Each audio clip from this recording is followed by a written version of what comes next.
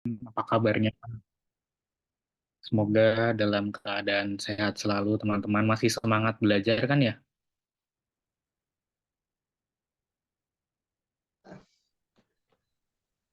Oke, di pagi hari ini kita akan belajar tentang brand guidelines atau pedoman merek. Sebelumnya di sini ada yang pernah mendengar istilah atau kalimat atau kata-kata brand guidelines ini atau pedoman merek, atau mungkin ada teman-teman yang udah kepo nih apa nih brand guidelines atau pernah membuatnya juga. Ada yang pernah mengenal brand guidelines, teman-teman, atau pedoman merek? Belum Kak, belum. Belum ya? Belum. Oke, Mendengar saja tapi belum mengenal. oke, oke, baik Kak.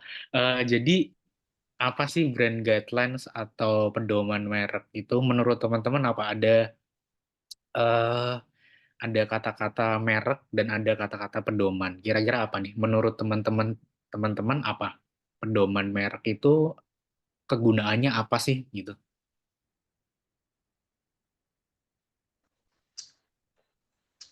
Mungkin step by step cara membuat branding Kak. Oke, step by step cara membuat branding. Oke, ada lagi teman-teman yang ingin menambahkan opininya ataupun mau sharing apa kira-kira pedoman dan merek? Kira-kira apa tuh? Kegunaannya untuk apa? Mungkin pedoman merek tuh lebih ke jadi suatu merek itu bisa lebih dikenal dan diketahui lebih dalam gitu Kak tentang produknya seperti apa dan lain sebagainya. Mungkin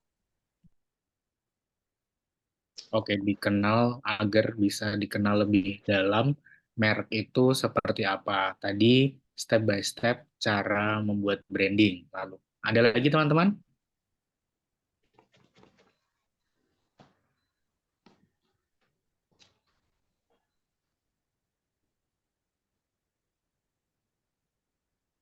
Ada lagi Mungkin yang mau dari sharing? Nah, ya gimana, Kak? mungkin apa mendeskripsikan atau tentang ini merek yang akan kita gunakan, tujuan dari merek itu yang kita pakai. Kita Oke, mendeskripsikan ya. oke, tujuan dari merek itu yang kita pakai. Oke, oke.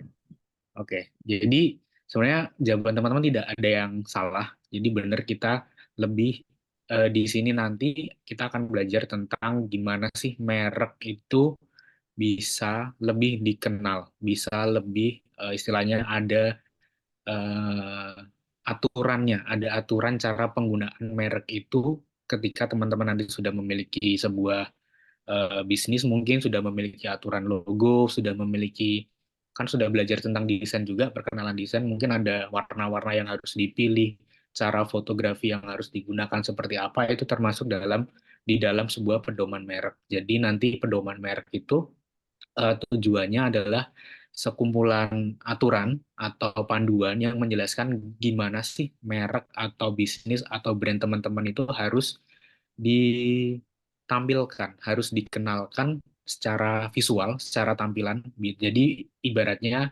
eh, pembeli itu bisa melihat brand teman-teman atau bisnis teman-teman itu seperti apa gitu. Dan konsistensi itu harus tetap dilakukan di dalam panduan ini. Jadi eh, konsistensi ini yang akan memberikan istilahnya rasa percaya dari pembeli itu kepada bisnis atau brand atau mungkin nanti di pekerjaan teman-teman memegang sebuah sosial media itu akan lebih percaya gitu, akan timbul rasa kepercayaan dari sisi customer atau dari sisi audience atau followers. Nah, di dalam pedoman merek ini apa sih yang biasanya kita harus konsisten dalam penggunaannya? Itu adalah biasanya ada logo, lalu ada tipografi. Tipografi itu tulisan. Tulisan yang digunakan itu seperti apa, lalu warna yang dipilih, lalu fotografi ataupun videografi itu juga termasuk di dalam aturan.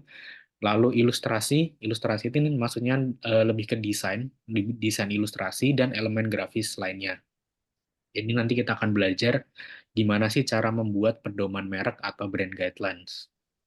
Nah, gampangannya itu teman-teman, jadi gampangannya itu teman-teman bisa membayangkan brand guideline itu sebagai buku panduan, sebagai identitas teman-teman. Identitasnya apa? Identitasnya tuh ada yang mengatur 6 aspek ini teman-teman. Jadi dari dimulai logo, tipografi atau tulisan, warna, fotografi, ilustrasi, dan elemen grafis lainnya. Jadi maksudnya gimana nih? Maksudnya tuh kalau logo tuh nanti ibaratnya teman-teman akan membuat sebuah buku panduan itu yang berisi cara penggunaan logo itu harus gimana. Logo itu harus ditampilkan ukurannya berapa. Lalu di mana boleh diletakkan, di mana boleh digunakan.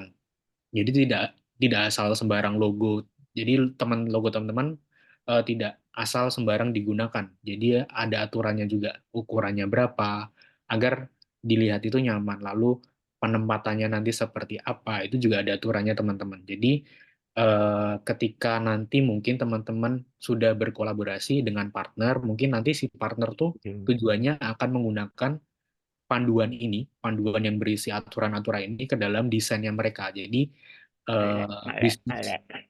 bisnis teman-teman atau branding teman-teman itu tidak asal digunakan teman-teman gitu. Nah, selain logo ada apa lagi? Ada tulisan. Tulisan ini jenisnya itu teman-teman pakai jenis apa? Misalnya ada Arial ataupun ada Comic Sans, selalu ada jenis-jenis font lainnya yang bisa teman-teman nanti temukan, lalu ukurannya berapa. Jadi ada standarnya teman-teman. Misalnya nih, untuk semua judul konten itu ukurannya semisal 50 gitu ataupun 60. Jadi setiap judul tuh harus ukurannya segitu. Lalu ukuran-ukuran lainnya dan gimana cara menggunakannya itu juga harus ada aturannya. Lalu pemilihan warna teman-teman. Pemilihan warna ini bisa mewakili merek, lalu cara menggunakannya dalam desain itu seperti apa. Eh, Biasanya kalau teman-teman memilih warna itu, usahakan pemilihan warnanya itu berdasarkan dari warna yang ada di logo teman-teman. Jadi warna di logo teman-teman sudah ada logo, sudah ada warnanya, nah itu diturunkan ke dalam warna yang akan dipilih nanti. Nanti akan aku jelaskan di belakang. Lalu dari segi fotografi, fotografi itu maksudnya kayak pengambilan foto yang bagus itu seperti apa, lalu cara mengambilnya gimana, lalu mungkin temanya nanti seperti apa, itu juga ada aturannya teman-teman. Lalu ilustrasi, ilustrasi itu seperti gaya ilustrasinya nanti itu seperti apa. Misalnya em, setiap desainku harus ada garis melengkung ataupun harus ada garis lurus. Ini yang menjadikan ciri khas dalam desainku, misalnya kayak gitu. Lalu elemen grafis lainnya. Elemen grafis lainnya itu seperti tadi ada pola, lalu ada tekstur, misalnya di desain nanti ada tekstur yang kontras, warnanya kontras, ataupun desainnya bertekstur, misalnya ada garis-garis kasar gitu. Itu bisa menjadi salah satu pedoman atau ciri khasnya itu teman-teman. Dan eh, kegunaannya ini nanti akan mempermudah ketika teman-teman itu semisal sudah berjalan bisnisnya, ada tim, itu akan mempermudah dalam khususnya dalam desainer. Nanti dia akan tahu aturan-aturan ketika dia mendesain, dia akan mengacunya pada aturan ini. Jadi dia akan berpedoman pada panduan atau aturan yang sudah teman-teman buat. Dan misalnya lagi tadi seperti yang saya bilang, ketika teman-teman bekerja sama dengan bisnis lain, nanti mungkin eh,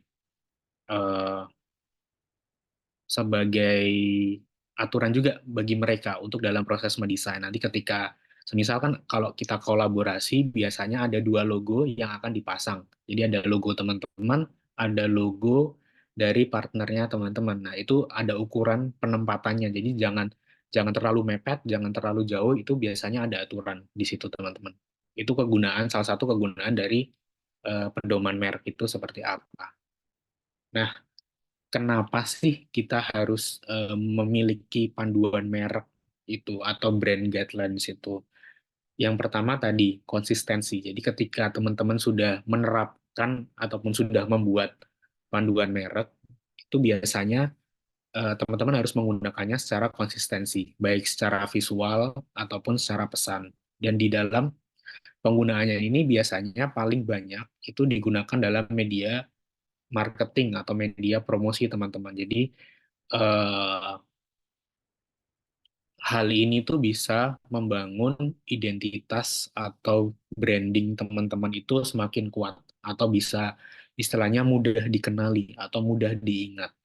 Misalnya nih contohnya nih ketika teman-teman eh, melihat atau aku menyebutkan kata misalnya restoran McDonald gitu, McDonald yang McD gitu. Biasanya kan dia akan menonjolkan warna kuning dan warna merah. Itu merupakan salah satu ciri khasnya dia. Jadi ibaratnya orang tuh akan selalu teringat bahwa McDonald tuh pasti ciri khasnya merah sama kuning gitu. Lalu ada huruf M-nya. Nah, itu merupakan logonya dia, warna kuning M, yang diturunkan ke dalam pemilihan warna. Jadi dia akan konsisten menggunakan warna merah dan warna kuning. Itu merupakan salah satu contoh penerapan dari brand guideline sehingga identitasnya itu akan semakin kuat dan akan semakin mudah dikenali. Lalu yang kedua adalah efisiensi internal. Tadi yang aku bilang, ketika sudah ada aturan, itu akan mempermudah semua orang yang sedang bekerja bersama teman-teman. Misalnya di dalam tim tadi, ada tim, mungkin ada tim sosial media, ada tim grafis, itu akan mempermudah kerja mereka. Jadi mereka tidak tidak tanya-tanya lagi nih, misalnya kayak, oh ini ukurannya berapa ya kalau misal kita bikin judul itu ukuran tulisannya berapa, itu mereka sudah tidak akan bertanya lagi teman-teman karena mereka sudah baca, mungkin sudah memiliki aturan yang teman-teman buat dalam penggunaan-penggunaan eh, pedoman merek itu. Dan yang ketiga adalah membangun kepercayaan. Jadi ketika sudah konsisten teman-teman membangun brandingnya itu di dalam media sosial ataupun di dalam secara offline gitu, itu akan menimbulkan rasa kredibilitas atau kepercayaan dari mata pelanggan. Jadi ibaratnya pelanggan itu bisa menilai bahwa oh ini teman-teman nih serius nih dalam mengerjakan bisnis atau dalam membuat sebuah desain. Jadi istilahnya sekarang kan kita biasanya mendengar orang kayak ini nggak estetik nih gitu. Nah dalam tanda kutip itu estetik tuh maksudnya seperti ini teman-teman. Jadi dia melihat bahwa eh, keseragaman atau konsistensi teman-teman tuh bisa dilihat dari desain misalnya gitu, dari desain sosial media, apakah penggunaan warnanya itu seragam, apakah rapi, ataupun apakah desainnya bagus, itu bisa dilihat dari sini teman-teman. Dan yang keempat adalah memudahkan ekspansi. Jadi ketika teman-teman sudah ada aturan, teman-teman bisa fokus ke hal-hal lain. Jadi bisa lebih mengembangkan target pasar teman-teman ataupun produk baru teman-teman dengan lebih mudah. Karena teman-teman tidak usah memikirkan lagi hal-hal yang basic atau hal-hal yang dasar seperti panduan merek, karena sudah ada panduan, jadi teman-teman bisa fokus ke hal-hal yang memang bisa untuk lebih dikembangkan lagi. Jadi ini alasan kenapa teman-teman harus membuat ataupun harus mencoba tentang panduan merek ini. Lalu komponen apa sih biasanya di dalam brand guideline itu isinya apa aja? Nah, kurang lebih isinya itu ada 6 komponen yang harus teman-teman masukkan nanti ketika dalam proses pembuatan brand guidelines. Misalnya yang pertama itu ada filosofi dan visi perusahaan. Nah, yang pertama ini sebenarnya tidak semua brand atau bisnis itu mencantumkan filosofi dan visi perusahaan, teman-teman. Jadi biasanya dia akan langsung masuk ke poin kedua, yaitu logo dan penggunaannya. Cuman kalau teman-teman ingin memperkenalkan lagi bisnisnya apa, filosofinya apa, visinya apa, itu bisa dimasukkan di dalam brand guidelines di topik pertama. Lalu di topik kedua ini berisi logo. Jadi teman-teman menyantumkan logo dan lalu biasanya di logo itu teman-teman menjelaskan kenapa sih memilih logo ini, filosofinya apa. Lalu di dalam logo itu dijelaskan juga cara penggunaan, ukuran minimum itu berapa, yang paling kecil itu berapa, lalu penggunaan ukuran yang paling besarnya itu berapa. Jadi itu ada aturannya. Lalu logo itu tidak boleh digunakan seperti ini itu ada aturannya juga teman-teman. Misalnya nih, logo teman-teman tulisannya mendatar, tapi eh, ketika berkolaborasi ternyata partnernya itu memiringkan tulisannya sedikit teman-teman, itu sudah termasuk larangan dalam penggunaan logo. Jadi teman-teman harus mencantumkan juga contoh-contoh apa sih yang logo teman-teman itu tidak boleh digunakan. Misal tadi memiringkan tulisan atau mengubah warna logo, itu ada aturannya juga nanti teman-teman. Lalu setelah pembahasan logo, nanti teman-teman bisa menambahkan tipografi. Tipografi itu tulisan tadi teman-teman. Misalnya jenis yang dipakai, apa tulisannya, lalu ukurannya itu berapa, ukuran untuk judul, lalu untuk misalnya untuk isi konten itu ada beda ukuran teman-teman. Lalu misalnya ada alternatif jenis ukuran, itu juga akan termasuk di dalam bagian tipografi. Dan yang keempat adalah warna branding. Warna branding ini adalah warna yang akan teman-teman pilih dan akan teman-teman gunakan eh, seterusnya ke depannya gitu. Dan biasanya kalau dari aku sih eh, menggunakan warnanya ini tadi berdasarkan dari warna turunan di logonya itu sendiri. Misal eh, logo teman-teman tuh ada warna hitam, putih, dan merah gitu ya. Tiga komponen warna itu. Nah, teman-teman bisa menurunkan warnanya itu. Misalnya aku mau pilih dua warna, merah sama putih. Nah, merah dan putih ini sebagai warna utama, teman-teman. Jadi di setiap desain teman-teman nanti pastikan ada warna merah dan ada warna putih. Atau pilih salah satu aja. Nah, dari warna itu teman-teman bisa menurunkannya lagi ke beberapa warna alternatif. Misalnya ini warna merah dan warna putih, eh, itu kombinasi yang bagus dengan warna apa. Misalnya ada warna-warna turunan lainnya. Nanti akan dijelaskan di belakang. Lalu yang kelima ada fotografi dan ilustrasi. Nah, di sini fotografi dan ilustrasi itu maksudnya kayak aturan ketika teman-teman memotret foto. Jadi ada aturannya misalnya nih, foto McDonald atau McD itu menggunakan foto yang ada orangnya. Jadi di setiap konten fotonya dia tuh pasti ada orang dan menunjukkan rasa kebahagiaan atau joyful gitu, kebahagiaan. Jadi di setiap fotonya tuh pasti orangnya tuh pasti akan tersenyum. Jadi di situ sudah ada aturannya teman-teman. Emosinya itu sudah ada. Jadi si misalnya si brand McD tadi itu dia selalu menggunakan foto-foto atau orang-orang dengan gambar tersenyum karena itu sudah diatur. Lalu ilustrasi, yang ilustrasi itu misalnya tadi McD itu pasti akan menggunakan ilustrasi garis. Kalau teman-teman nanti cek di Instagram itu ada semua ilustrasinya pasti ada garisnya teman-teman. Itu salah satu aturannya juga. Dan yang keenam adalah elemen grafis. Elemen grafis ini dia panduan penggunaan icon ataupun komponen desain pendukung yang memang harus digunakan gitu. Nah, sebagai contoh, mungkin teman-teman bingung nih, kayak gimana sih maksudnya dari 6 komponen tadi ketika dijadikan sebuah panduan. Nah, di sini aku akan memberikan contoh yang simpel, teman-teman, dari Kementerian BUMN atau Badan Usaha Milik Negara. Jadi di sini aku mendapatkan brand guidelines-nya dari Kementerian BUMN, nanti kita bedah bersama-sama.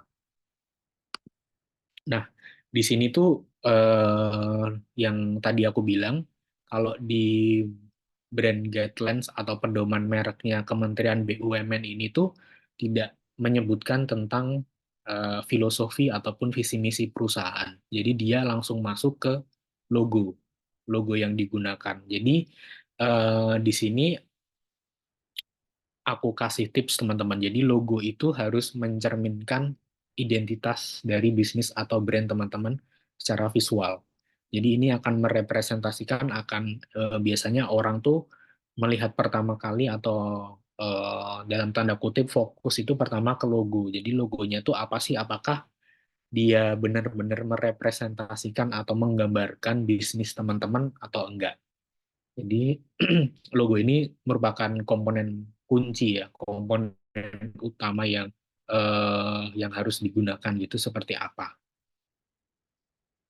Dan kita cek pertama. Nah, ini adalah logo utama BUMN.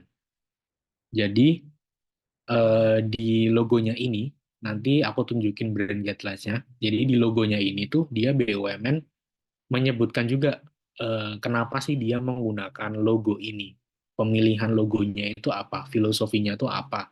Jadi disebutkan di situ teman-teman, dan di sini itu BUMN menjelaskan bahwa logonya ini terinspirasi dari semangat inovasi dan manfaat teknologi teman-teman. Jadi menggambarkan kolaborasi lah di sini logonya. Jadi nanti ketika teman-teman membuat sebuah brand guidelines, terutama di bagian logo, harus ada penjelasannya filosofi logo yang teman-teman gunakan tuh apa gitu. Nah, ini adalah beberapa format atau logo yang digunakan BUMN. Misalnya nih, yang logo gambar A, yang sebelah paling kiri ini teman-teman, itu adalah format vertikal.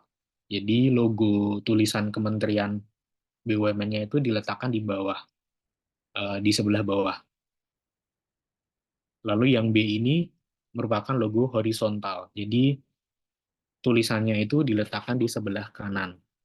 Lalu ada yang C adalah logo BUMN dengan format singkat. Jadi hanya kementerian aja itu diletakkan di bagian atas.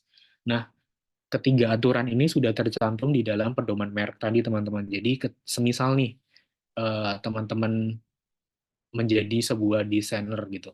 Teman-teman bekerja sama dengan Kementerian BUMN misalnya gitu. Nah, teman-teman tuh bisa menggunakan alternatif ketiga logo ini, teman-teman. Jadi dari logo utama ini teman-teman bisa gunakan.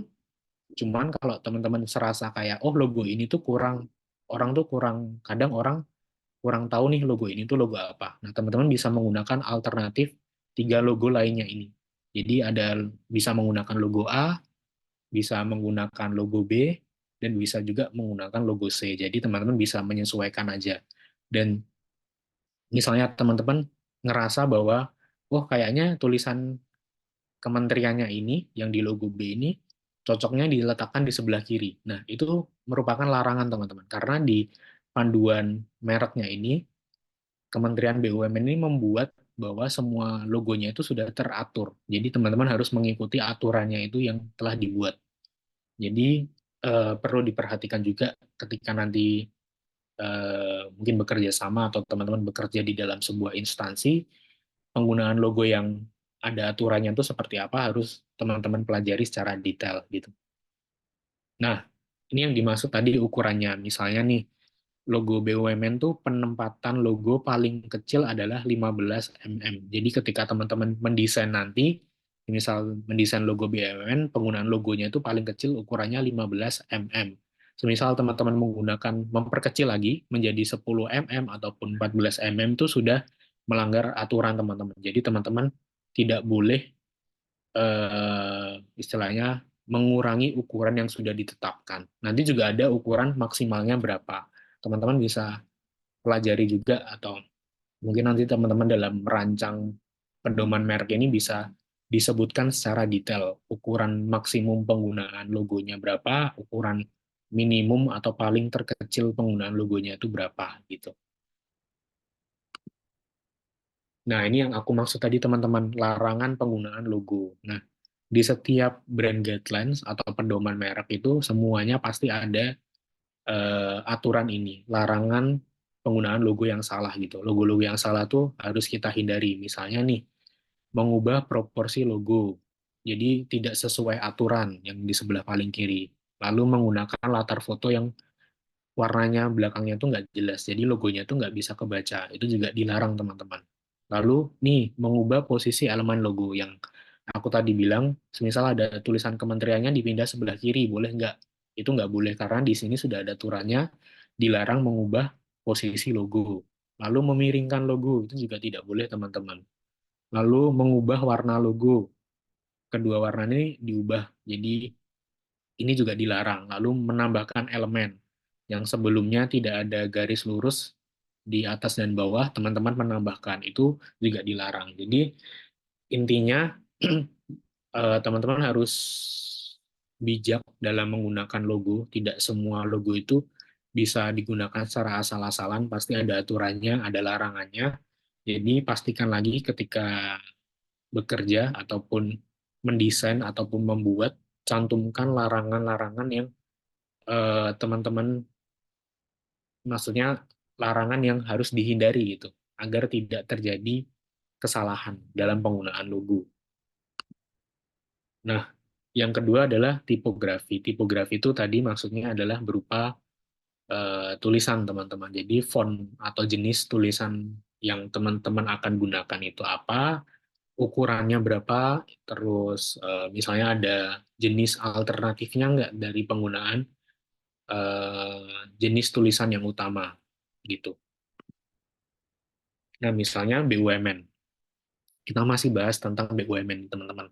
Jadi BUMN ini menggunakan tulisan yang ada di sebelah kanan ini, dia menggunakan jenis hurufnya Lato. Nah, jenis huruf Lato ini akan digunakan ke semua media promosi. Jadi tidak ada huruf yang berbeda, teman-teman. Jadi semua huruf, semua desain, ataupun semua konten pasti akan menggunakan huruf Lato. Dan di ini ada tulisannya, teman, ada ukurannya, sorry, ada ukurannya. Jadi di setiap, semisal Kementerian BUMN gitu, itu ada ukurannya, maksimalnya berapa.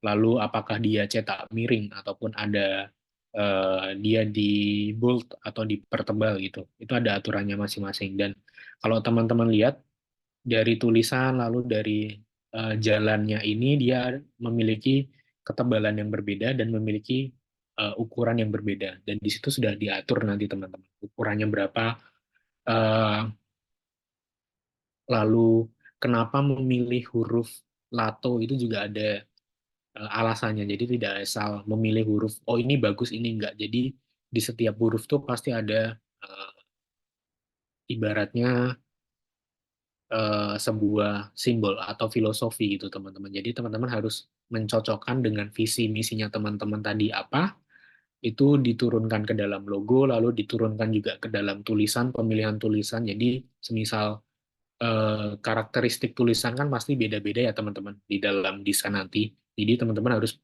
mempelajari misalnya nih visi misi teman-teman tuh ingin brandingnya dikenal sebagai yang profesional, tetapi teman-teman menggunakan tulisan yang istilahnya yang tulisan modelan tulisan tangan gitu, Comic Sans. Jadi kan itu tidak menggambarkan profesionalitas. Jadi itu lebih ke mungkin ke kreativitas ataupun ke hal-hal yang lebih tidak profesional, dalam tanda kutip tidak kaku gitulah penggunaan hurufnya. Jadi harus diperhatikan juga apakah huruf yang teman-teman pilih tadi sudah mencerminkan visi misi dari bisnis teman-teman itu sendiri. Lalu warna branding. Tadi warna branding itu warna yang akan digunakan teman-teman dalam proses mendesain. Nah, contohnya BUMN. Nah, BUMN ini tadi logonya kan warna biru dan warna toska. Nah, inspirasinya apa? Oh, ternyata inspirasinya ini dari warna biru laut dan biru langit gitu. Yang mengartikan bahwa warna biru itu mencerminkan keterbukaan, inovasi, inspirasi. Jadi ini juga berhubungan tadi dengan visinya tadi, teman-teman. Jadi di visi BUMN tadi, melalui logonya tadi, dia menyebutkan kata-kata inovasi. Jadi pemilihan warna pun juga harus mencerminkan dari visi misinya si perusahaan atau bisnis teman-teman itu sendiri. Nah, kalau teman-teman lihat ini ada 4 warna, teman-teman. Dari warna biru yang paling gelap sebelah kiri, ke warna toska yang paling sebelah kanan. Jadi BUMN ini memilih 4 warna yang akan digunakan di setiap desainnya dia. Jadi kalau teman-teman buka Instagramnya ataupun di dalam websitenya BUMN pasti akan muncul keempat warna ini. Jadi dia konsisten dalam sebuah branding, teman-teman. Nah, yang sebelah kiri ini, yang warna biru dan warna toska ini adalah warna utama. Jadi dua warna utama yang digunakan dalam pedoman mereknya si BUMN. Kalau teman-teman lihat tadi di dalam logonya juga menggunakan dua warna ini kan teman-teman. Jadi di dua warna ini sebagai warna utama, nanti ketika proses desain atau sebagai materi promosi gitu. Jadi ketika desain grafis atau orang sosial media membuat konten itu biasanya dia akan menggunakan dua warna ini, entah warna yang gelap ataupun warna yang toska. Jadi di dua warna ini pasti ada, di setiap konten itu pasti ada dua warna ini.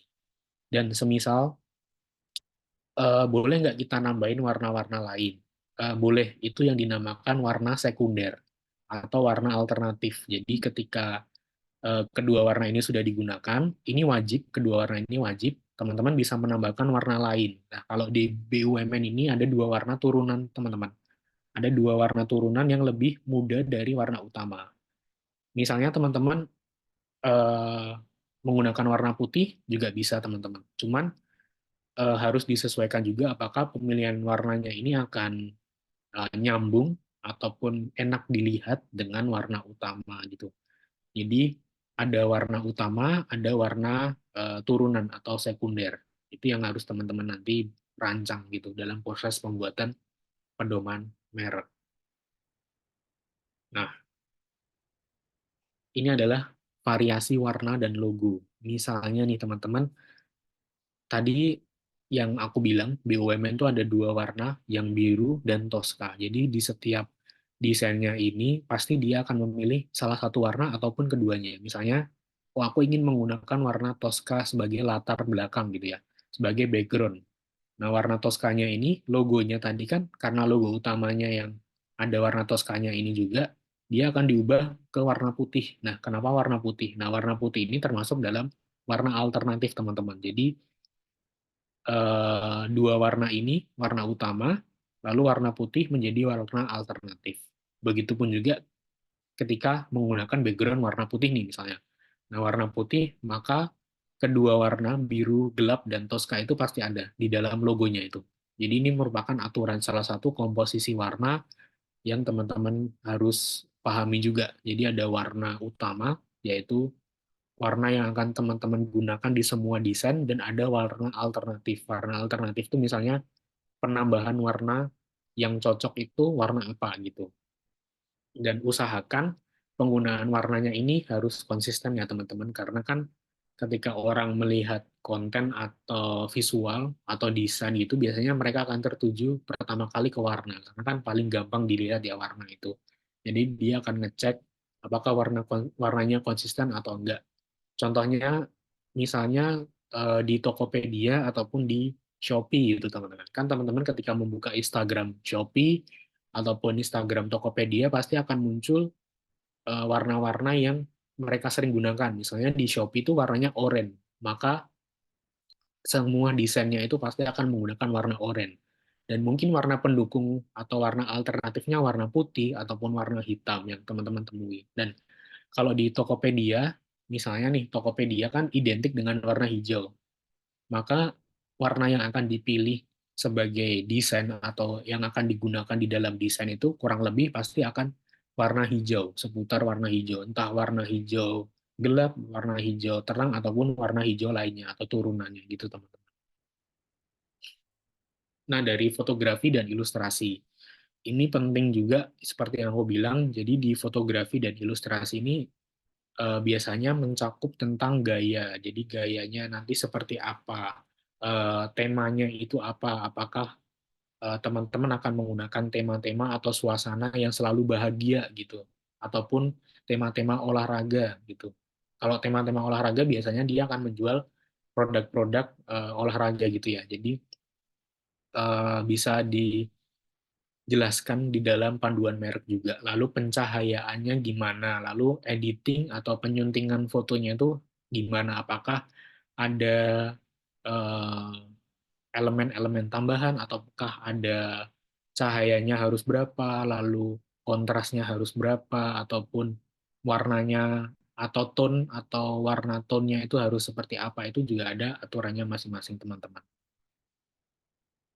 Nah, ini salah satu contoh dari Instagramnya BUMN. Nah, seperti yang aku bilang tadi, setiap desain pasti ada salah satu warnanya, teman-teman. Entah itu warna Tosca, seperti yang di sebelah ini yang aku tunjuk ini, dia menggunakan warna Tosca ataupun warna biru gelap. Jadi, semua desainnya pasti kurang lebih warnanya akan sama, antara Tosca ataupun biru. Dan warna turunannya itu seperti apa maksudnya? Nah, warna turunannya itu seperti misalnya teman-teman menggunakan warna putih untuk tulisan, itu bisa digunakan. Lalu warna kuning pada tulisan itu merupakan salah satu turunan warna dari warna utama. Jadi ketika sudah menggunakan warna Tosca atau warna biru, teman-teman bisa menggunakan warna lainnya yang memang cocok untuk digunakan. Dan di sebelah kiri nih misalnya teman-teman, ada warna putih yang digunakan. Nah, warna putih ini kan sebagai warna turunan tadi, warna turunan atau warna kedua. Warna utamanya apa? Tetap dia akan menggunakan warna biru dan warna Tosca di dalam desainnya. Jadi ketika orang melihat itu, orang akan paham atau orang akan menilai bahwa oh desainnya sudah rapi, sudah konsisten dalam membuat desain, sudah menerapkan panduan mereknya itu dengan benar gitu, teman. Nah, yang keenam atau yang terakhir adalah elemen grafis.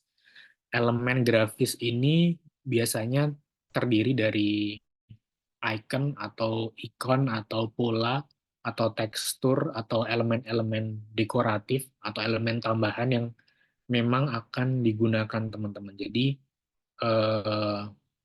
semisal desainnya tadi ada garis lurusnya kah atau ada lengkungan garis, itu merupakan elemen tambahan. Dan usahakan karena elemen ini kan dia sifatnya umum ya, jadi orang tuh bisa menggunakan garis, kan tidak ada yang unik ataupun tidak ada spesifik. Jadi usahakan teman-teman dalam menggunakan elemen grafis itu harus yang unik ataupun harus yang mudah diingat gitu. Jadi orang ketika melihat desain teman-teman akan merasa bahwa oh desainnya ini memiliki ciri khas gitu. Misalnya teman-teman menggunakan garis lurus. Nah, garis lurusnya itu ciri khasnya apa dari desain teman-teman. Itu harus teman-teman pikirkan agar bisa menjadi pembeda dari desain-desain yang sudah ada gitu. Nah, contohnya BUMN. BUMN ini menjadikan logonya dia, logo tulisan BUMN ini ke dalam grafis. Jadi tetap memiliki ciri khasnya yaitu logonya itu, karena logonya sudah cukup unik ya, cukup unik dengan font yang jarang digunakan, dan dari logonya itu diturunkan lagi ke dalam elemen grafis. Jadi grafis-grafisnya ini menggunakan atau berasal dari logo si BUMN-nya itu sendiri, gitu teman-teman. Kurang lebih isinya ada 6 tadi. Yang pertama ada visi misi, lalu yang kedua itu ada logo yang teman-teman harus masukkan. Yang ketiga ada tipografi atau jenis tulisannya, itu teman-teman harus menggunakan tulisan apa, filosofinya apa, ukurannya berapa teman-teman. Lalu yang keempat ada warna.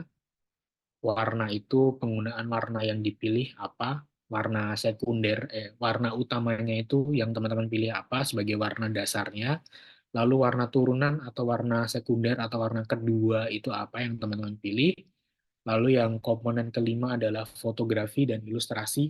Aturan foto yang baik itu seperti apa, lalu cahayanya gimana, temanya seperti apa, terus ilustrasi yang menjadi ciri khas teman-teman itu apa, dan yang keenam adalah elemen grafis. Jadi ada 6 komponen yang harus teman-teman masukkan ketika dalam proses pembuatan brand guidelines atau pedoman merek ini, teman-teman.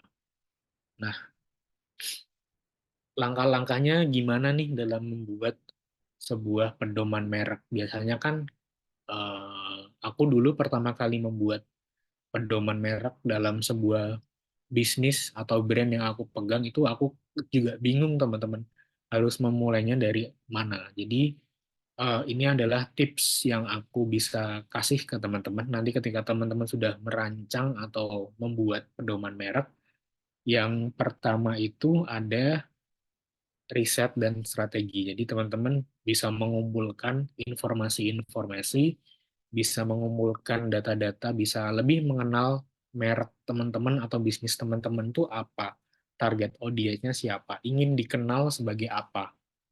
Lalu riset kompetitor juga, misalnya teman-teman menjual baju olahraga gitu ya, misal baju olahraga. Nah, teman-teman riset nih kompetitor-kompetitor atau pesaing teman-teman yang menjual baju olahraga tuh dia menggunakan warna-warna apa nih dalam desainnya dia. Apakah warnanya sudah oke ataupun enggak, nanti bisa dijadikan referensi ya teman-teman, sebagai referensi dalam proses pembuatan pedoman mereknya teman-teman. Misalnya gitu. Lalu teman-teman juga bisa menganalisa dari visualnya, dari foto yang digunakan tuh gimana sih mereka cara mengambil foto yang bagus. Itu bisa dijadikan juga acuan dalam proses pembuatan pedoman merek.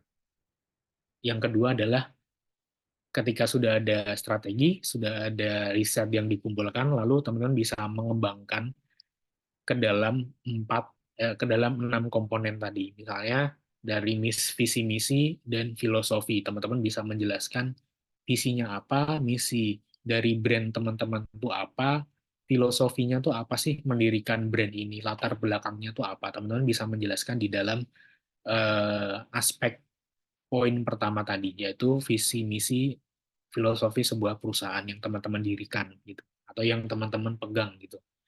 Lalu yang dari visi misi, teman-teman bisa menjelaskan logo tadi.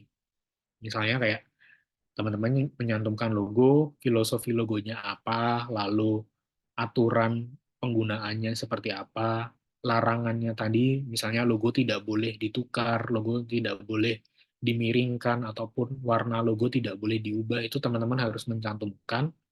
Dan lalu logo itu ukurannya berapa. Misalnya tadi yang ukuran minimum, maksimumnya berapa, itu harus ada dicantumkan di dalam aturan penggunaan pedoman merek tadi. Jadi harus sedetail mungkin logo itu akan digunakan seperti apa.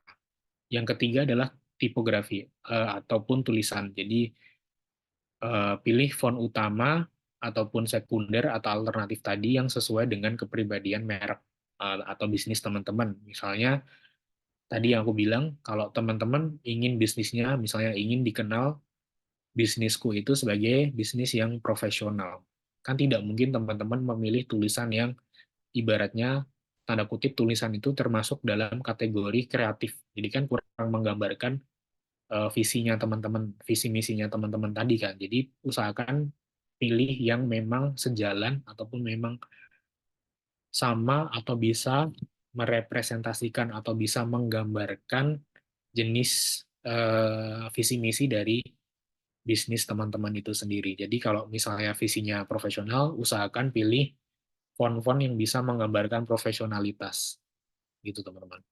Dan juga tetapkan aturan penggunaannya seperti ukurannya berapa, lalu jarak antar hurufnya itu berapa, apakah tulisannya miring ataupun tulisannya ada garis bawah ataupun dipertebal, itu juga harus teman-teman berikan aturan secara detail. Lalu ketiga, yang keempat ada warna. Warna ini tadi yang pemilihan warnanya seperti apa, usahakan pengambilan warnanya ini ketika teman-teman bingung mau milih warna apa sebagai warna utama, teman-teman bisa cek ke logo teman-teman, teman-teman menggunakan warna apa di dalam logo itu sendiri. Misalnya menggunakan di logo ada warna hitam, putih, dan merah, teman-teman bisa menggunakan dua warna sebagai warna utama, misalnya warna hitam dan warna merah dari warna logonya itu sendiri. Nah, ketika warna utama sudah ditetapkan, teman-teman bisa menurunkannya atau bisa memilih menjadi warna sekunder atau warna alternatif itu teman-teman. Dan yang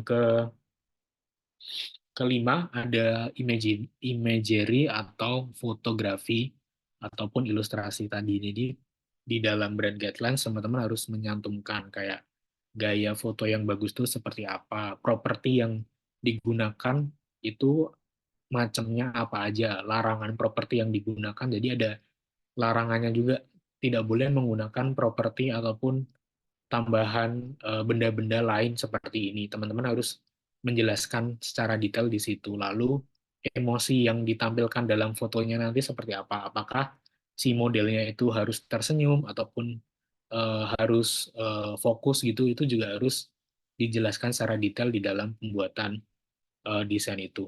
Baik secara ilustrasi ataupun secara fotografi itu teman-teman. Dan yang terakhir adalah eh, elemen grafis tambahan. Tadi yang aku bilang ada gaya atau pola-pola garis lurus kah atau garis melengkung-melengkung kah, itu juga teman-teman harus eh, pahami juga atau harus perinci atau harus gambarkan sedetail mungkin di dalam pedoman merek yang akan teman-teman buat.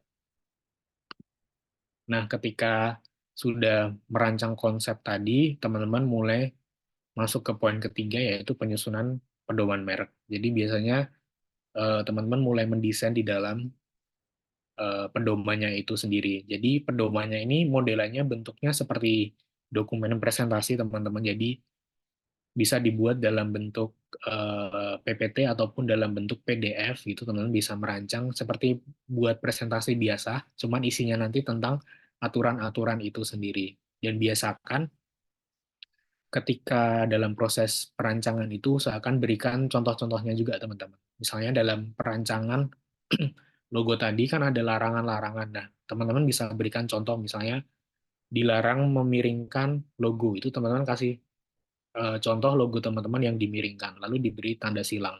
Itu akan mempermudah dalam memahami gitu teman-teman.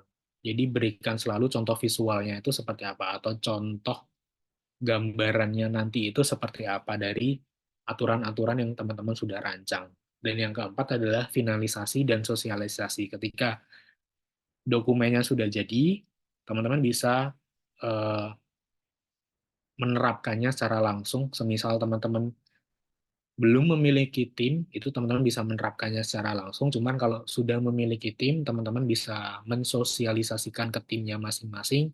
Kayak, oh ini ada aturan baru, misalnya warna yang akan kita gunakan sekarang adalah warna biru dan warna Tosca. Itu teman-teman harus sosialisasikan ke tim desain, lalu ke tim marketing nanti biasanya dia akan bekerja sama dengan partner-partner atau kolaborasi-kolaborasi dari bisnis lain, nanti di tim marketing itu sendiri bisa memberikan panduan mereknya itu ke bisnis lain sebagai acuan gitu. Jadi sama-sama mempermudah kerja di dalam internal ataupun eksternal gitu kegunaan. Dan poin keempat adalah yang tadi finalisasi dan sosialisasi. Jadi ada 4 step yang harus teman-teman lakukan.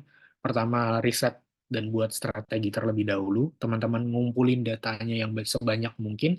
Yang kedua adalah dari data tadi, teman-teman kembangkan ke dalam 6 komponen yang harus dicantumkan tadi. Misalnya, tulisannya seperti apa, larangannya apa, lalu fotonya gimana, itu teman-teman harus kembangkan secara detail.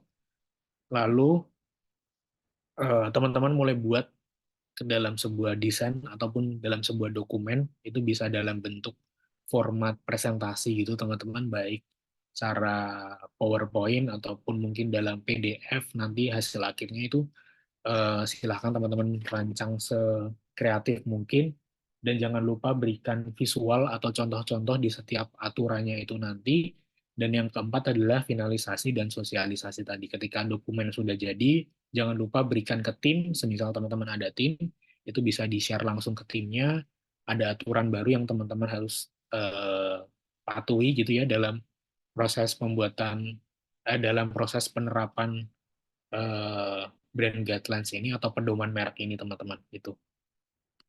Nah, aku mau kasih lihat contoh tampilannya dari eh, si brand guidelines atau pedoman mereknya BUMN. Sudah terlihat teman-teman? Sudah, Kak. Ini adalah contoh yang aku dapatkan pedoman merek dari BUMN teman-teman. Jadi ini dia di pedoman merek pun kalau teman-teman lihat pasti ada warna biru gelap dan ada warna Tosca. Nah, ini merupakan salah satu ciri khas. Dan pedoman merek bukan hanya kan di dalam media promosi atau media marketing, tapi teman-teman juga bisa menggunakan di dalam pembuatan presentasi, misalnya gitu. Jadi di dalam presentasi, semisal teman-teman ada tim, ada kantor gitu, jadi semua presentasi itu pasti ada aturannya, misalnya logonya berapa, diletakkan di mana, lalu pemilihan warnanya itu pakai warna apa. Nah, di contohnya ini BUMN menggunakan warna biru gelap, Tosca, dan putih, yang dimana ini sudah diatur di dalam pedoman merek. Ini halaman awalnya, lalu ada sambutan dari menterinya, visi misinya apa, lalu tujuan perusahaannya apa, mungkin bisa teman-teman nanti merancang, bisa masukkan kayak, oh bisnis aku nih latar belakangnya ini, tujuannya ini, ingin dikenal seperti ini. Jadi teman-teman bisa menjelaskan bisnisnya teman-teman itu seperti apa, lalu masuk ke logo teman-teman. Jadi di halaman pertama ada logo. Nah, logo ini dicantumkan nih, ini adalah logo dari BUMN. Nah, logonya ini filosofinya apa teman-teman? Nah, teman-teman harus menjelaskan pemilihan logonya itu filosofinya apa. Di sini ada menjelaskan inovasi, kolaborasi, eh, yang menjadi filosofi dari logo yang dibuat. Setelah menjelaskan logo dan filosofinya, masuk nih ke aturannya. Misalnya nih, ini aturan penggunaan, sorry, ini aturan penggunaan format vertikal tadi. Jadi ada tulisan Kementerian Badan Usaha milik Negara Republik Indonesia. Jadi bentuknya vertikal. Jadi ini alternatif logo teman-teman. Logo utamanya tuh ini, logo alternatifnya ini. Ini yang dalam bentuk vertikal. Lalu ada juga aturan yang dalam bentuk horizontal. Jadi tulisannya tuh di sebelah kanan. Jadi ini juga bisa digunakan teman-teman. Bisa digunakan juga sebagai alternatif logo. Lalu juga ada logo dengan deskripsi singkat. Jadi hanya kementerian aja gitu. Ini juga sudah diatur teman-teman. Jadi teman-teman bisa menggunakan eh, 4 logo. Yang pertama logo utama, ataupun logo yang dalam bentuk vertikal, ataupun horizontal, dan juga logo dengan deskripsi singkat. Jadi ada 4 alternatif logo. Dan ini juga ada aturan ketika logonya ini hanya outline atau garis saja gitu. Jadi nggak ada si burung garudanya ini nggak ada warnanya, jadi hanya garisnya. Dan garis pun juga bukan hanya asal memilih warna garis, misal merah ataupun hitam, tapi dia menggunakan warna biru gelap yang memang dijadikan sebagai referensi warna yang dipilih Kementerian BUMN.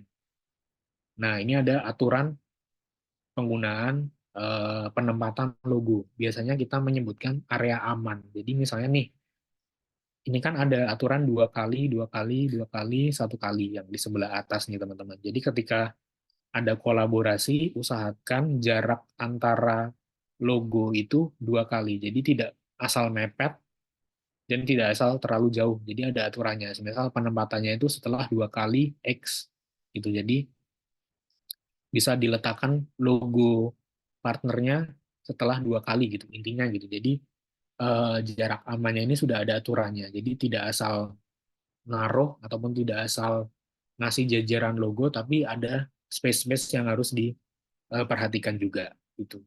Lalu ukurannya nih, ukuran tuh juga diatur teman-teman. Misalnya ukuran paling kecil adalah 15 mm. Lalu ukuran dengan deskripsi. Ukuran logonya tadi paling kecil logo utama 15 mm. Lalu ukuran dengan deskripsinya yang horizontal vertikal tadi adalah 20 mm. Jadi ketika mendesain nanti misalnya di dalam konten eh, konten sosial media gitulah, misalnya konten Instagram itu paling kecil penggunaan logo adalah 15 mm. Jadi tidak boleh logo itu dibuat kurang dari 15 gitu. Misalnya 14, 13 itu tidak boleh karena sudah diatur di dalam aturan pedoman mereknya ini. Nah, lalu pemilihan warna nih teman-teman. Tadi yang ternyata filosofi warnanya tuh diambil dari apa? Oh, misalnya warna biru. Kenapa warna biru? Oh, warna biru tuh mencerminkan inovasi ataupun kolaborasi seperti visi misinya BUMN tadi. Nah, ada inovasi, ada kolaborasi, lalu pemilihan warna yang cocok adalah warna biru. Filosofinya itu teman-teman. Jadi kenapa warna biru seperti yang di bawah ini dijelaskan bahwa warna biru gelap atau deep blue itu merupakan gambar representasi atau menggambarkan dari inovatif dan masa depan gitu. Lalu dari warna warna ini, warna yang utama ini teman-teman turunkan ke dalam warna sekunder ataupun warna alternatif gitu teman-teman. Jadi dari warna toska dan warna gelap diturunkan ke 2 warna lagi gitu. Lalu tulisan nih tipografi. Jadi di sini menggunakan huruf Lato. Kenapa huruf Lato misalnya lebih dia menggambarkan profesionalisme dalam institusi modern. Lalu dia terlihat lebih baku atau profesional ya teman-teman. Jadi dia kenapa milih Lato itu ada alasannya. Lalu penggunaan besar kecilnya, lalu jaraknya itu juga diatur di dalam sebuah pedoman merek. Nah, ini contoh tadi penggunaan warna dan logo, komposisinya seperti apa. Dan ini juga elemen-elemennya gimana ketika teman-teman menggunakan logo yang vertikal, logo utama, ataupun logo horizontal itu ketika sudah digunakan, nanti gambarannya seperti ini loh, gitu. Ini juga ketika menggunakan warna Tosca atau biru muda, nanti seperti ini, warna hitam itu juga menjadi warna sekunder atau warna kedua dari warna BUMN. Lalu ini jenis-jenis contohnya, lalu logo pun juga nanti semisal teman-teman ingin menggambarkan berapa sih ukuran logonya itu atau proses pembuatan desain logonya itu juga ada ukurannya teman-teman. Misalnya logo Garuda Pancasilanya ini berapa tingginya, lebarnya berapa. Itu juga bisa dimasukkan di dalam proporsi logonya ini. Jadi orang itu tahu oh bahwa dalam proses pembuatan desain logo ini ada ukuran yang sudah ditetapkan gitu.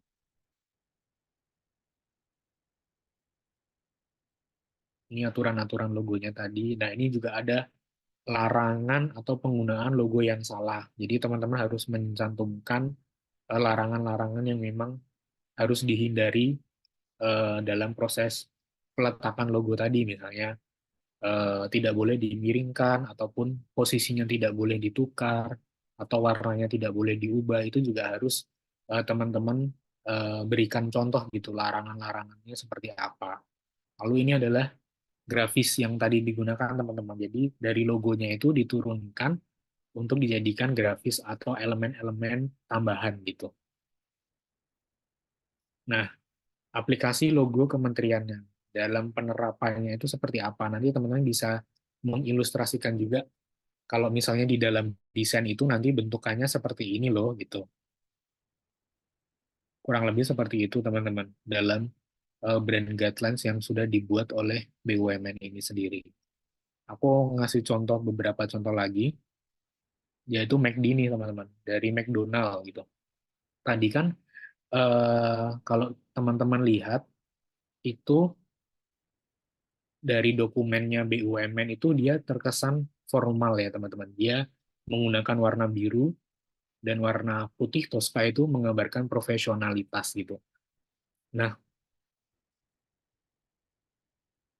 kebetulan ada juga di kolom chat ini yang bertanya dari Beli Dewa Putu, apakah eh, aku memiliki preferensi gaya desain tertentu, apakah modern, klasik, atau minimalis. Nah, itu kebetulan kalau dari aku bisa dilihat lagi dari bisnisnya itu sendiri Beli. Apakah bisnis yang sedang Beli jalankan atau Beli pegang gitu ya, itu menggambarkan atau ingin dikenal seperti apa. Misalnya tadi BUMN ingin dikenal sebagai profesionalitas, makanya desainnya dia lebih desain yang terkesan profesional. Misalnya dari pemilihan warna, pemilihan tulisan, dan lain sebagainya. Ada juga lagi, misalnya nih logo dari McD ini teman-teman. Dari logo McD ini kan dia memilih warna kuning ya, di mana warna kuning itu menggambarkan keceriaan. Jadi masing-masing bisnis tuh pasti memiliki karakteristik atau ingin dikenal seperti apa gitu. Misalnya nih McD nih, dia menggunakan simbolnya kan M, tulisan M ini warna kuning dan menggunakan warna putih. Dan di sini tuh sudah dijelaskan juga teman-teman, misalnya goal-nya tuh apa, filosofinya tuh apa, lalu eh, tujuannya tuh apa sih, McD ini tujuannya apa. Itu juga dijelaskan di dalam brand guidelines ini teman-teman. Terus visual-visual yang digunakan McD ini seperti apa.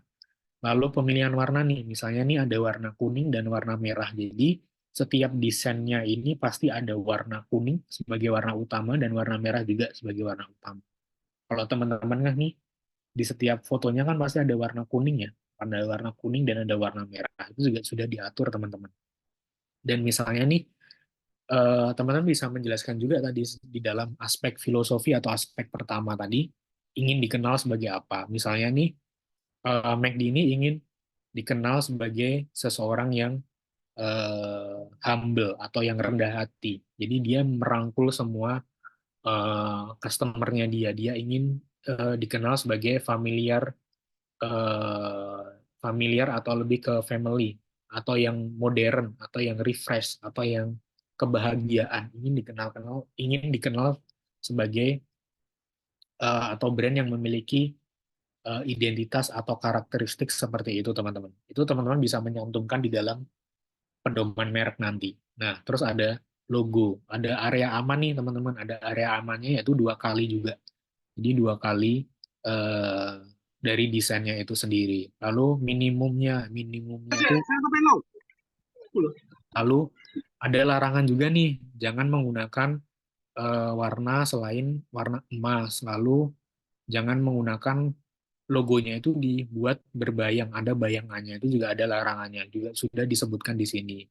Lalu misalnya eh, menjelaskan juga tulisannya McDonald's. Ini McDonald's ini ada aturan area amannya berapa, larangannya berapa, jangan asal ganti warna atau modify atau mengubah logonya, jangan jangan sembarangan diubah. Itu juga ada aturannya, teman-teman. Lalu ini adalah eh, warnanya, ada warna yang di sebelah kanan ini, ada warna utamanya adalah warna kuning dan warna merah. Lalu ada warna turunannya itu ada warna hitam, abu-abu, abu-abu terang, dan ada warna coklat. Jadi di setiap desainnya tuh harus ada 2 warna ini atau salah satu warnanya aja, bisa ditambah dengan kombinasi warna turunan atau warna sekunder. Contohnya seperti ini, teman-teman. Di sini ada warna eh, kuning. Jadi warna utamanya tetap warna kuning kan, warna kuning. Cuman di sini ada warna Tosca. Nah, warna Tosca kan di dalam aturannya tidak ada pemilihan warna biru muda atau warna Tosca ini. Jadi ini usahakan dihindari, teman-teman, atau dilarang. Jadi usahakan pemilihan warnanya itu warna-warna yang sudah ditentukan di dalam pedoman merek itu sendiri gitu. Lalu ada pemilihan font juga, teman-teman. Jadi pemilihan fontnya itu apa? Misalnya di sini ada penggunanya adalah jenis Speedy. Fontnya itu namanya Speedy, teman-teman. Pokoknya Speedy, kenapa milih Speedy itu juga ada alasannya, dijelaskan di sini. Lalu pemilihan tulisan warnanya pun juga dijelaskan, teman-teman. Ada larangan yang ada yang harus dilakukan gitu.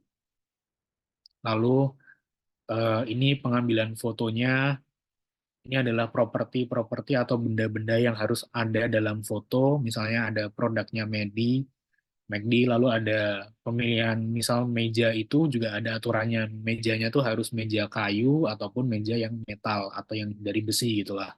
Itu juga ada aturannya. Lalu jangan menggunakan properti tambahan. Ini juga ada aturannya, teman-teman. Ada dilarang menggunakan talenan atau papan kayu untuk masak, itu juga dilarang dalam proses foto gitu. Dilarang menggunakan mangkok kaca, ini juga dilarang, teman-teman. Jadi sudah ada aturannya. Lalu ini aturan fotografi nih, misalnya nih, jadi si McD ini kan ingin dikenal tadi sebagai yang humble atau rendah diri, yang selalu merangkul customer-nya gitu. Lalu ingin dikenal sebagai kebahagiaan, brand yang selalu ceria, ingin dikenal keceriaannya.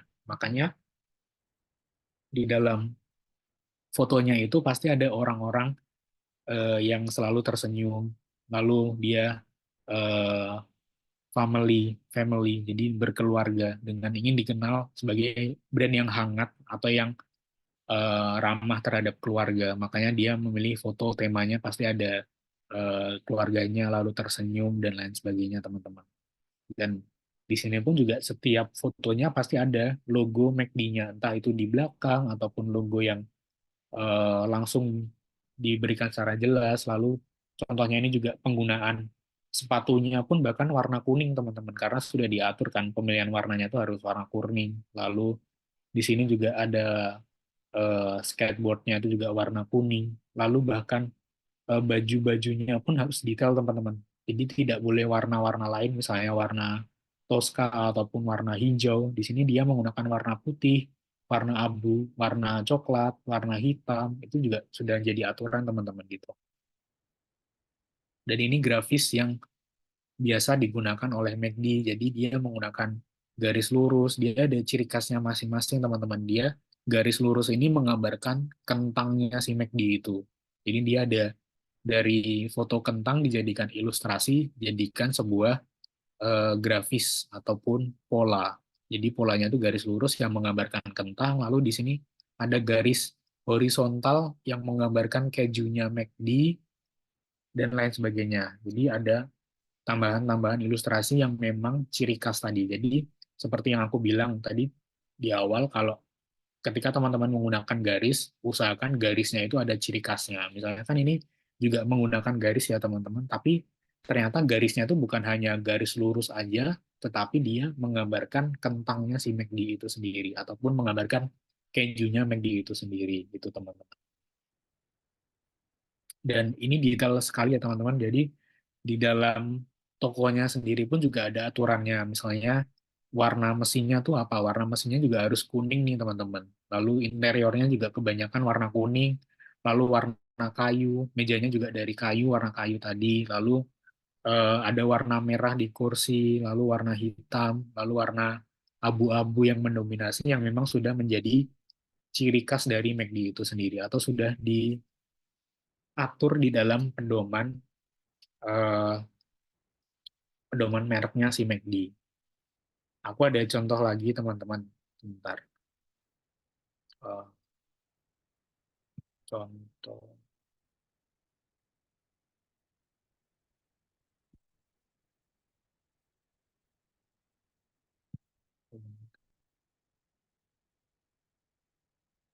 Nah, yang ketiga ada contoh dari bangga buatan Indonesia, atau bangga produk, cintai produk lokal gitu ya. Kalau teman-teman lihat biasanya di dalam produk-produk mungkin UMKM atau produk lokal pasti ada tulisan atau logo bangga buatan Indonesia. Nah, kita coba cek satu-satu ya teman-teman. Nah, di sini tuh dia tidak menyebutkan visi misinya apa. Jadi dia langsung masuk ke logo. Logonya ini filosofinya tuh apa sih? Filosofinya juga dijelaskan. Lalu spesifikasinya apa? Misalnya ini adalah area aman teman-teman. Ini area amannya dari penggunaan logo. Lalu larangan penggunaan logo yang salah. Misalnya ini digantilah warnanya diganti, atau ukurannya diubah ataupun dimiringin, itu juga ada larangannya teman-teman. Lalu ini adalah grafik atau grafis atau desain yang harus digunakan nanti seperti apa. Misalnya dia menggunakan elemen gelombang, tapi gelombangnya ini ciri khasnya apa? Oh, ternyata gelombangnya ini memiliki gambar hati kalau dilihat. Jadi ada ciri khasnya. Jadi tidak asal gelombang, tapi ternyata gelombangnya ini bentuknya hati. Nah, hatinya ini dari mana? Hatinya ini adalah dari logonya ini sendiri, teman-teman. Jadi logonya kan berbentuk hati. Jadi dia dari logo diganti ke dalam grafis yang berbentuk gelombang-gelombang seperti ini. Nah, seperti ini. Lalu pemilihan warnanya adalah warna merah dan warna putih. Cuman di sini tidak disebutkan warna sekunder atau warna alternatifnya apa. Jadi hanya warna utamanya adalah merah dan putih. Lalu jenis tulisannya nih, misalnya dia pakai tulisan HK Grotex, itu kenapa memilih HK Grotex itu juga juga diberikan alasannya. Untuk judulnya pun juga beda teman-teman. Judulnya itu pakai tulisan yang jenis ini, lalu untuk isi desainnya nanti juga diberikan tulisan yang lain, yang berbeda dari tulisan si judulnya itu sendiri. Nah, ini adalah penggambaran-penggambaran ketika sudah diterapkan gitu. Misalnya ada aturan-aturan grafisnya tadi, ada gelombang hati, lalu ada logonya harus seberapa ukurannya, lalu tulisannya itu menggunakan HK Grotex tadi, ukurannya berapa, lalu isinya nanti menggunakan tulisan apa, itu secara visual juga sudah dijelaskan di sini. Nah, ini sebagai contoh teman-teman. Jadi tadi yang aku bilang, kalau semisal teman-teman merancang sebuah pedoman merek ini, usahakan selalu berikan contoh yang eh, diterapkannya nanti seperti apa sih tampilannya gitu. Nah, di sini ada contohnya ketika sudah menerapkan aturan-aturan tadi. Jadi di setiap desainnya dia tuh pasti ada gambar hatinya ini yang melambangkan dari logonya itu sendiri, teman-teman. Jadi dia ada ciri khasnya, lalu penggunaan warna merah dan putih itu juga konsisten ya teman-teman. Jadi di setiap desainnya tuh pasti ada. Lalu ini contoh-contoh ketika dia sudah bekerja sama, misalnya logo partnernya diletakkan di mana. Misal nih, bentuk formatnya adalah format vertikal yang hijau sebelah kanan nih. Oh, berarti logonya itu harus diletakkan di atas, logo partnernya atau logo yang bekerja sama, bisnis yang bekerja sama diletakkan di sebelah kiri, misalnya gitu. Jadi ada aturan-aturannya sudah dijelaskan di sini gitu, teman. Nah, ini semuanya itu aku dapat secara gratis, teman-teman. Jadi teman-teman nanti bisa cek sebentar, bisa cek di sebuah website yang aku temuin. Namanya itu adalah brandingstyles.guide. Brandingstyleguides.com. Jadi nanti teman-teman bisa mengakses websitenya ini, sudah aku cantumkan juga di dalam eh, materi presentasi, teman-teman. Jadi tampilan websitenya nanti seperti ini, teman-teman. Jadi namanya brandingstyleguides.com. Itu awalnya seperti ini. Jadi di sini ketika teman-teman nanti ingin mempelajari pedoman merek, contoh-contoh pedoman merek dari seluruh dunia, dari semua brand, itu bisa diakses di dalam sini. Misalnya nih ada Coca-Cola, lalu ada McD, ada Netflix, lalu ada Burger King misalnya gitu, ada Spotify, ada bisnis-bisnis lain, misalnya ada Starbucks, kopi-kopi gitu bisa di sini. Lalu bahkan teman-teman bisa melihat pedoman merek dari seluruh dunia. Misalnya kita dari Indonesia. Di Indonesia itu apa aja sih? Misalnya ada Bukalapak, ada Gojek, lalu ada eh, tadi Kementerian BUMN, lalu ada ASEAN, lalu HUT RI, semua HUT RI pasti ada di sini, lalu ada Universitas Indonesia, lalu Wonderful Indonesia atau Kementerian Pariwisata, lalu di sini ada ulang tahun Jakarta. Jadi teman-teman bisa cek-cek atau bisa kepo-kepo kalau ingin mempelajari lebih lanjut atau ingin mencari data brand guidelines atau pedoman yang bagus itu seperti apa, bisa cek di sini. Dan ini gratis semua, teman-teman, tidak ada limitasi. Semisal sehari bisa download 2, enggak. Tapi di website ini gratis, jadi teman-teman pertama bisa membuat akunnya sendiri. Akun teman-teman itu mudah banget prosesnya. Lalu ketika akun sudah dibuat, teman-teman bisa mulai mendownload pedoman-pedoman merek ini sebagai referensi gitu, teman-teman. Dan ini salah satu website yang aku gunakan pertama kali dalam proses pembuatan pedoman merek yang bisnis yang aku pegang gitu, teman-teman. Jadi aku sebagai referensi itu aku membuat pedoman merek berdasarkan pedoman merek yang ada di website ini. Jadi sangat-sangat membantu, teman-teman. Gitu. Oke, presentasi hari ini, materi hari ini sampai di sini, teman-teman. Apakah ada pertanyaan?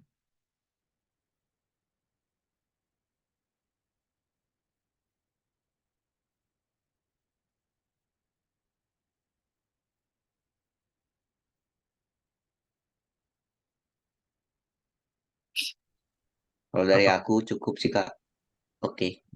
Oke, tadi mungkin aku jelasin lagi kalau ada pertanyaan ya teman-teman di dalam di kolom komentar itu dari Beli Dewa Putu Sukantara. Jadi apakah ada preferensi gaya? Sebenarnya itu kembali lagi ke bisnisnya itu ingin dikenal sebagai apa, Beli. Jadi tidak ada patokan gaya yang bagus, misalnya oh harus profesional, tuh enggak. Jadi kembali lagi misalnya tadi BUMN ingin dikenal profesionalitas, makanya dia menggunakan warna-warna yang profesional. Sedangkan McDonald's tadi dia ingin mengembarkan warna yang ceria, warna-warna hangat. Jadi ada dua karakteristik yang berbeda gitu. Jadi intinya dikembalikan lagi bisnisnya itu ingin dikenal sebagai apa, lalu kita bisa menyusun pedoman mereknya itu nanti gimana gitu. Ada lagi teman-teman? Kak, Gimana? pedoman ini kalau selain kita mencari referensi untuk logo-logo bisnis kita, apakah kita nanti kelak bisnis kita kerjasama dengan pemerintah BUMN, misalnya Kementerian BUMN atau Kemendikbud atau kementerian apa itu kan, Mhm. kita bikin poster tuh apakah logonya tuh boleh ditempatkan di mana gitu, apakah memang harus di kiri gitu? Nah, itu Jadinya kita tergantung. jadinya Gimana? kita mengikuti aturan pemerintah apa enggak, apa kita terserah bebas kita gitu.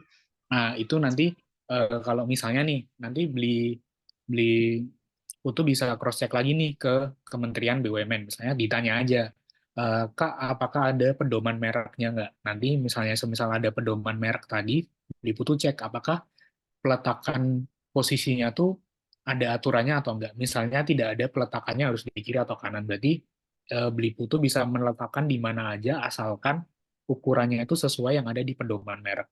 Semisal nih di pedoman merek itu ternyata ada peletakan posisinya tadi, maka harus menyesuaikan aturannya itu beli.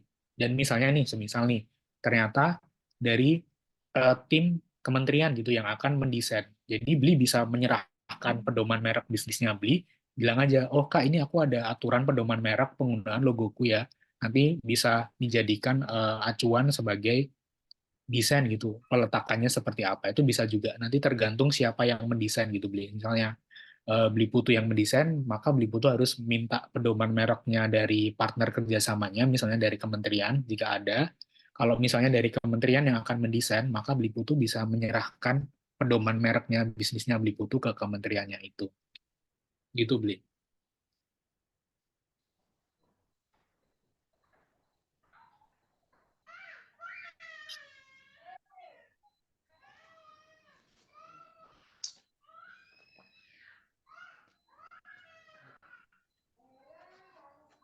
Ada lagi teman-teman, atau teman-teman sudah membuat logo nih dari kemarin, dari website yang aku berikan yang minggu lalu. Apakah udah dicoba teman-teman? Ada yang sudah membuat logo atau sekarang sudah punya logo gitu teman-teman?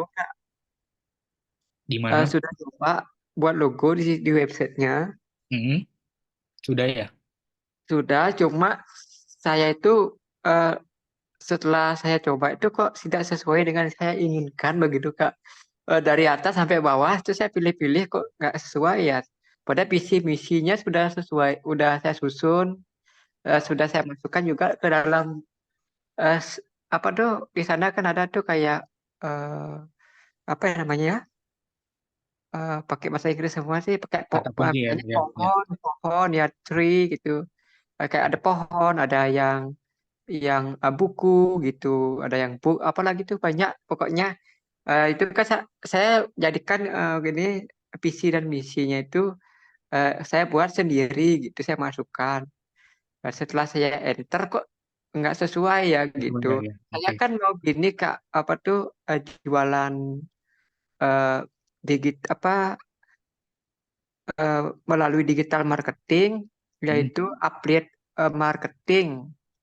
Itu mempromosikan affiliate marketing produk orang lain hmm, maupun fisik maupun yang digital gitu Kak. Saya buat untuk di media sosial saya sendiri gitu Kak, biar biar terlihat lah kalau mempromosikan itu ya terlihat dari eh, oh dari media sosial apa ini gitu kan agak profesional lah kelihatannya ya, Kak ya. Oke, dari benar. ketimbang pakai profil sendiri gitu Kak. Terima Ya, kasih. ya. Jadi benar beli Dewa, kalau kalau kita pakai website yang kemarin itu karena kan itu istilahnya mesin learning atau AI ya, atau mesin robot pembantu gitu. Mungkin karakteristik yang kita berikan atau kata kuncinya itu kurang spesifik atau kurang memiliki ciri khas. Jadi makanya dia akan menampilkan gambar-gambar secara umum. Cuman kalau dari aku mungkin beli akan mendapatkan beberapa referensi ya. Mungkin itu dijadikan saja sebagai referensi beli. Jadi ketika sudah dijadikan referensi, mungkin bisa di cross check lagi ataupun dikolaborasi dengan konsep ide yang beli inginkan gitu. Jadi bisa sama-sama enak.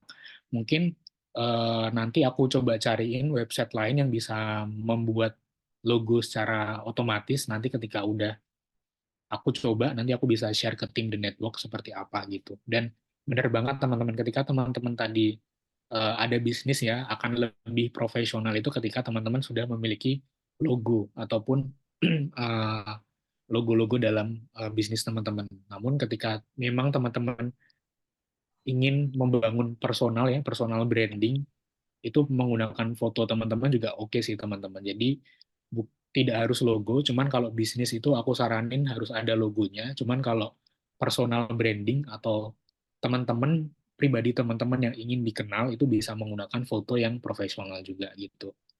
Nah, misalnya nih teman-teman, ada logo dari The Network. The Network kan logonya warnanya biru, orange, dan putih ya.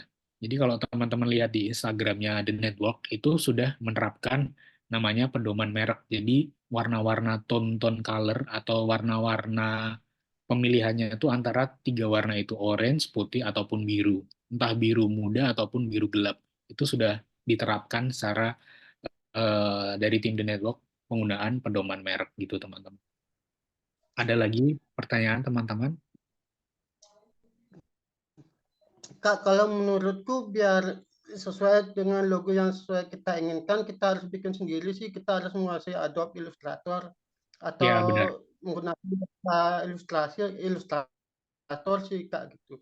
Tapi Iya, benar. kalau apa cari logo dari website tertentu atau website desain grafis itu nggak rawan Kak, itu mudah ditiru sama orang orang Iya, itu benar, Kak. benar. Karena kan banyak orang. Benar teman-teman. Jadi akan lebih baik kalau teman-teman bisa eh, penggunaan aplikasi Adobe, misal Illustrator ataupun apapun, itu sangat oke ya teman-teman. Teman-teman bisa merancang logo atau desain teman-teman itu memang dari ide teman-teman sendiri. Jadi jarang orang ditiru gitu. Tapi semisal karena Adobe kan kita harus belajar juga dan agak susah, teman-teman bisa menggunakan sekarang tuh ada jasa pembuatan logo gitu teman-teman. Jadi teman-teman bisa menggunakan jasa pembuatan logo itu memang berbayar, cuman teman-teman bisa menceritakan kayak apa sih logo yang teman-teman inginkan, ciri khasnya tuh apa, itu bisa banget pakai jasa pembuatan logo. Cuman kalau memang belum memiliki budget untuk proses pembuatan logo, bisa menggunakan logo yang eh, istilahnya otomatis logo atau kita menggunakan websitenya itu atau bisa menggunakan logo-logo teman-teman cari di Pinterest mungkin di internet lalu teman-teman desain sendiri di Canva yang lebih mudah itu bisa banget teman-teman karena kalau sepemahamanku ya sejauh pengalamanku teman-teman nanti tuh logo tuh akan bisa diubah teman-teman ke depannya gitu jadi asalkan kita tidak sering mengubah logo ya maksudnya kayak karena aku belum memiliki budget dan baru mau memulai aku menggunakan daripada aku menghabiskan biayaku di pembuatan logo mungkin biayaku bisa aku alokasikan atau aku bisa pindahkan ke biaya lain misalnya gitu jadi aku membuat logo secara simple di Canva dulu nggak apa-apa nanti ke depannya ketika bisnis teman-teman sudah berjalan ada pemasukan nanti teman-teman bisa tuh mengubah logo yang memang sesuai teman-teman harapkan gitu lebih profesional itu bisa banget teman-teman.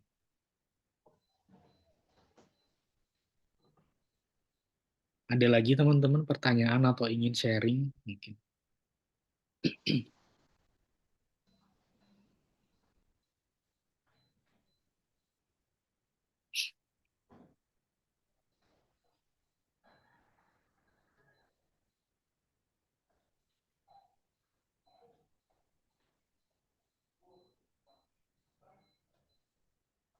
Ada lagi teman-teman ataupun nanti kalau ada pertanyaan bisa share di grup aja nanti biar dari tim The Network yang sharing ke tim trainer.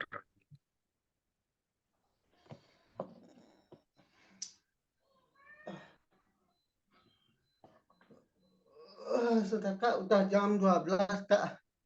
Oke, mungkin aku kembaliin ke tim The Network lagi, beli kadek. Terima kasih semuanya. Ya, terima kasih teman-teman. Jika sudah tidak ada yang bertanya lagi, nanti untuk pertanyaannya barangkali setelah sesi kali ini baru kepikiran, teman-teman bisa bertanya di chat WhatsApp, nanti kita akan meneruskan ke Kak Kamal. Itu teman-teman. Terima kasih. Mungkin sebelum ditutup kita foto dulu teman-teman. Bisa dihidupkan ya kameranya. Anis bisa bantu. Ya, oke. Teman-teman udah siap semuanya? Oke, siap. Siap ya Bu Ella. Oke, saya hitung ya teman-teman. Silakan senyum. 1, 2, 3. Sip. Terima kasih semuanya. Terima Terima kasih. kasih. Terima kasih Sampai semuanya. jumpa.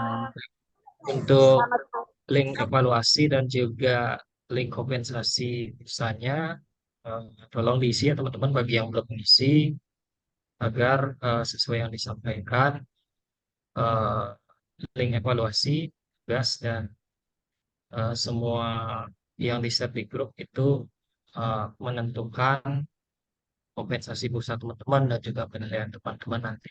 Begitu. Oke, sekian teman-teman. Sampai jumpa kembali besok jam 10 ya. Terima Sampai kasih. Terima kasih semuanya.